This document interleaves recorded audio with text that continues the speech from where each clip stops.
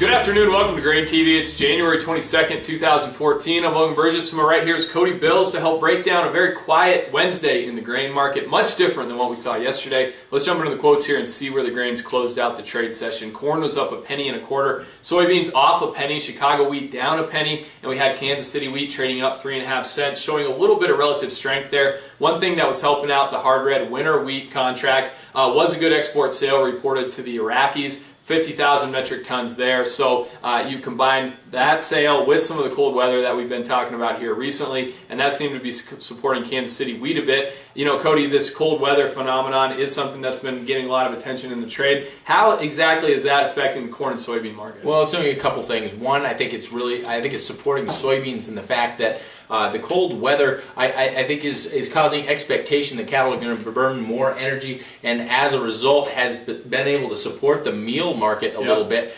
That, I think, was kind of prevalent in the soybean trade today. We were able to get down below the 200-day moving average, but couldn't close down there for soybeans on that March contract. We ended up closing above that 200-day moving average. I think that's going to continue to be a support level for the days moving forward. The other way that this cold weather is affecting the market, well, is slowing down the cash market movement, and that's going to help support basis, but also it's supporting the wheat market. Now, it's not adding a premium to the wheat market so much as it's slowing the decline, the rate of decline that we've seen in wheat prices. The fact that we have about 15% of the SRW region that could be impacted by this cold weather, I think has slowed the rate of decline for soybeans. Now, Logan, if we look at this daily chart for this Chicago wheat contract, you can see that we are trading only about 1 penny and a bit off of the lows set on the 10th.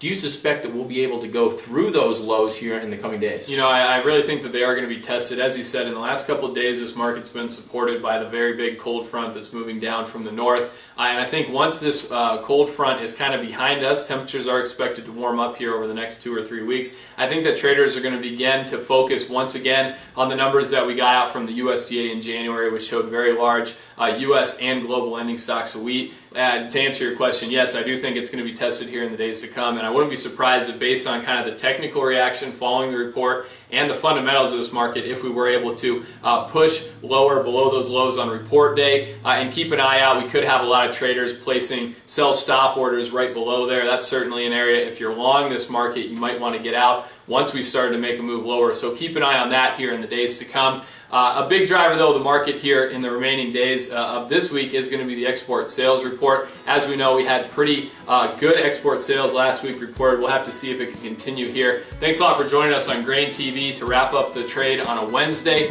We'll see you tomorrow.